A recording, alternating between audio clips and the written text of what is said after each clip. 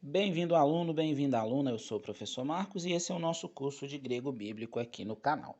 Nós estamos abordando a forma do presente dentro do verbo grego. Na aula passada, nós falamos sobre o presente do indicativo ativo e na aula de hoje nós vamos abordar tanto o presente do indicativo médio, assim como o presente do indicativo passivo, o que é tranquilo da gente pensar, porque o presente do indicativo médio e o presente do indicativo passivo, eles possuem a mesma flexão. Professor, então como que eu vou fazer a tradução correta se é presente do indicativo médio ou se é presente do indicativo passivo? O que vai me ajudar são os complementos ali, né, que também fazem parte daquele contexto na hora da tradução, na hora da interpretação.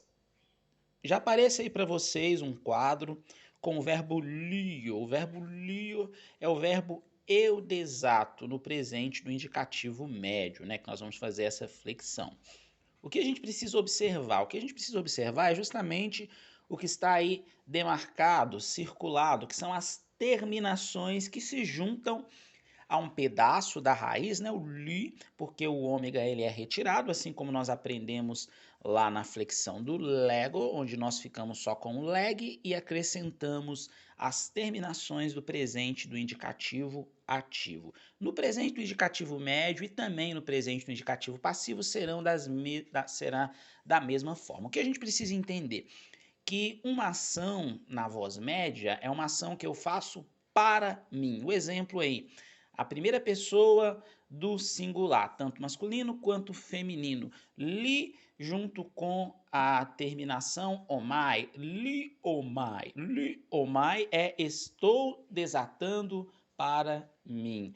A segunda, que é o lie, porque tem um eta. Professor, e esse O está subscrito embaixo do li, embaixo do eta. Qual é o objetivo dele? O objetivo dele é fazer uma demarcação até para indicar que ele é uma terminação para esse presente do indicativo médio.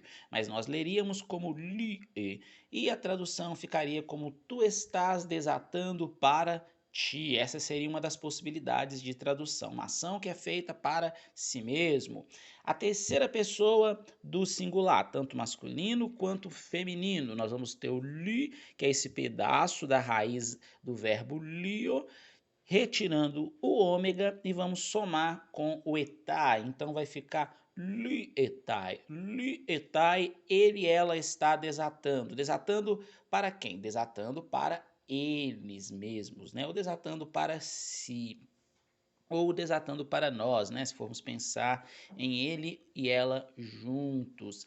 Indo para o plural, vocês vão ver que não tem muito segredo, vai seguir na mesma lógica, permanece o li, aí tem só uma diferença, né? Que é uma movimentação que é uma pequena movimentação do acento, da marca ali que mostra a sílaba tônica, que ela vai sair de cima da vogal Y e vai ir para a vogal ômicron, que faz parte dessa terminação do ômeta. Então vai ficar como liometa, porque a sílaba, né, a demarcação ali de qual é a sílaba tônica em si vai ficar sob o ômicron e não sob o Y, que está junto ali com o lambda. Então nós vamos ter liometa. Nós estamos desatando para nós mesmos. Isso é uma forma muito comum de se traduzir. Algumas vezes é traduzido como simplesmente nós estamos desatando, e alguns gramáticos colocam parênteses para dizer que é desatando para nós mesmos, que é para dar o entendimento, né, do que o verbo ali ele quer dizer em sua flexão. Segunda pessoa do plural, tanto masculino quanto feminino. Nós temos o li novamente, que é esse trecho aí da raiz do verbo lio, eu desato, junto com a terminação da segunda pessoa do plural, que é o este. Então vai ficar li este, li este. Vós estáis desatando para vós ou vós desatais, simplesmente, né? Terceira pessoa aí do plural, novamente nós temos o li somado ao ontai. Ontai vai ser essa terminação que vai fazer parte da terceira pessoa do plural, tanto masculino quanto feminino. Professor, tem algum macete para guardar essas formas aí, essas terminações? O que a gente usa muito é ficar falando, né, sonorizando cada uma dessas terminações juntas. Então, uma das formas que eu faço é sonorizá-las em sequência: omai, etai, ometa, este, ontai, omai, etai, ometa, este, ontai, que aí eu vou conseguir lembrar qual é a sequência, né? Se eu conseguir fazer a divisão certinha, primeira pessoa do singular, segunda pessoa do singular, terceira pessoa do singular, primeira do plural, segunda do plural e terceira do plural, eu vou conseguir guardar, memorizar e depois fazer um desenvolvimento em cima disso. Já vou colocar para vocês um outro quadro. Observem esse quadro que aparece aí agora, é a flexão do verbo ágo, é a flexão do verbo ágo. A flexão do verbo ágo, esse verbo significa eu conduzo, né? Esse verbo estando lá no presente do indicativo ativo, mas vamos pensar ele na flexão do presente do indicativo, porém na voz passiva. Na voz passiva vai ficar da seguinte forma: observem que as terminações elas são as mesmas, então nem vou dar um foco muito grande nas terminações, mas vou dar um foco na tradução, porque a voz passiva, o sujeito ele sofre uma ação.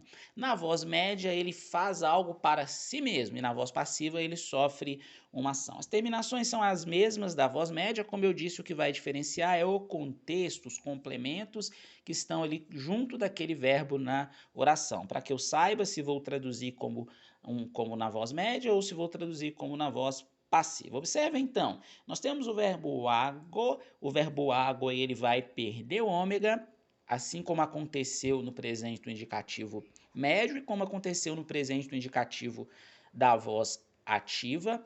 E eu vou acrescentar as terminações, que são as mesmas para a voz média e as mesmas para a voz passiva, no caso, no presente do indicativo, que são omai e etai, ometa, este, ontai, omai e etai, ometa, este, ontai. Tente guardar essa sequência, pensando que você vai sempre colocá-la como um sufixo junto a essas duas consoantes aí, né? A vogal e a consoante do verbo, e você vai conseguir formar a flexão do verbo. Então, nós temos a primeira, que é a primeira pessoa do singular, tanto masculino quanto feminino, agomai. Agomai. Agomai é eu sou conduzido. A segunda, age. Age e não age, por causa do som do G não ser um som mais forte, como nós fazemos às vezes em gelo, né? Mas age.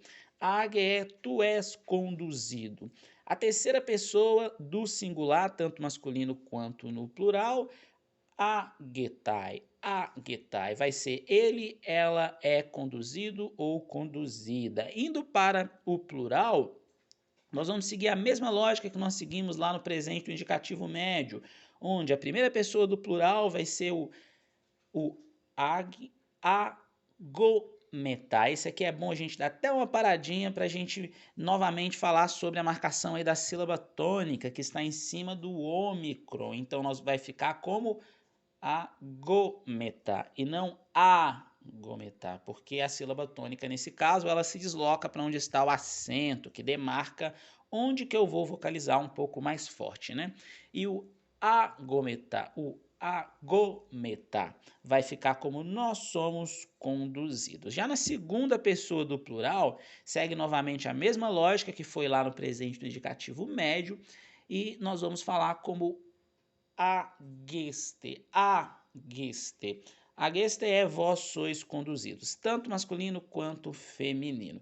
E por último, para fechar, terceira pessoa do plural, masculino e feminino, nós vamos ter o agontai. Agontai, que é a terminação aí própria para a terceira pessoa do plural. E a tradução, eles, elas são conduzidos. Então, recordando, se você tentar guardar essa sequência, omai e etai, ometa, este, ontai, você vai ter uma facilidade de fazer a flexão do presente do indicativo ativo nas vozes média e passiva. Na próxima aula nós vamos continuar estudando as formas do indicativo ativo. Aguardo vocês.